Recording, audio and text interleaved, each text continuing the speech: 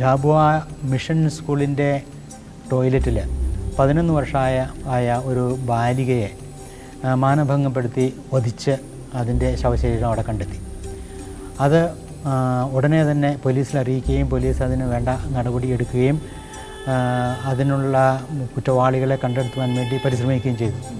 പക്ഷേ 2 ദിവസത്തിനകം ഇത് നടത്തിയത് അവിടുത്തെ കത്തോലിക്ക പുരോഹിതരാണ് എന്നുള്ള ഒരു ധാരണ ജനങ്ങളിൽ വർഗീയവാദികൾ കൊണ്ടുവരികയും സഭയ്ക്കെതിരായിട്ടും പുരോഹിതർക്കെതിരായിട്ടും വളരെ വിപുലമായ ഒരു ക്യാമ്പയിൻ ആ ജില്ല മുഴുവനും അല്ലെങ്കിൽ ആ സംസ്ഥാനം മുഴുവനും വ്യാപിപ്പിക്കുന്നതിന് വർഗീയവാദികൾ ഒത്തിരി പരിശ്രമിച്ചു.